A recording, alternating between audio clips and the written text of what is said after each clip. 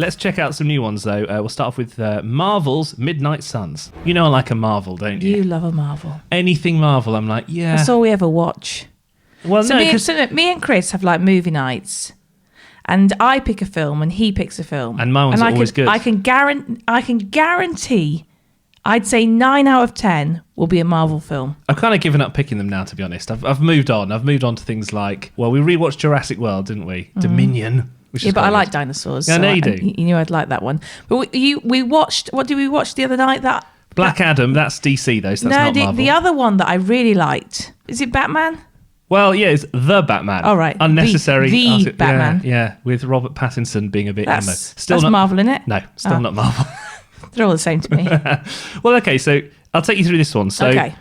I've never really played many turn-based combat games. It doesn't really float my boat. A bit like the old school Final Fantasy games where you like, it's your go, you hack and slash, and then it's the opponent's go and they hack and slash. Right. It's a little bit like that, but you get to play as Iron Man, and the Hulk makes an appearance a bit later on in the game, Wolverine, all these characters. Do they actually look like the characters? Because there's been a few games where they look nothing like the characters. Like that Avengers game, which is shocking. They look like the characters, but the problem is they don't act like the characters. So Tony Stark, right? You and I are a fan of Robert Downey Jr. Yeah.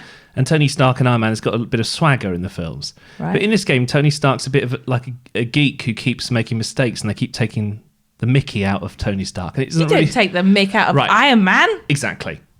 But my main problem with this is that the gameplay was fun. And I played, more than I thought. I played a couple of hours of it. And I was thinking, I can get into this. And the story's okay. The graphics, though, are just like really basic. It looks like it could be a PlayStation 2 game. What did you have to do? All I had to do was go and try and defeat these evil baddies as Iron Man and Doctor Strange. And you could pick who you were. You make up your team as you go along, okay. But it was just a bit limited with the graphics being so limited and the combat being so limited. And then the worst bit was that you made your own superhero. Oh. Now, you might think that sounds fun, but you're called the Hunter, right? And you create a character with I gave him massive boofy hair, and I tried to make him look like a rock god. But you're next to Iron Man and the Hulk and Doctor Strange and characters that have a very defined personality, and you're like this sort of wishy-washy, I'm the Hunter.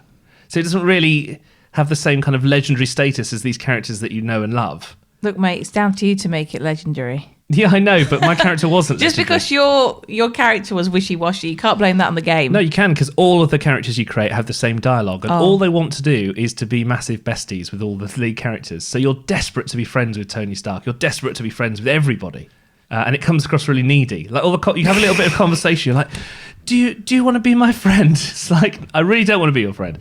Anyway, 40 quid, so a bit pricey for the PlayStation 5. It's also on Xbox, Windows, and it's coming out on Switch later on this year, but I think it's just a bit too pricey for me.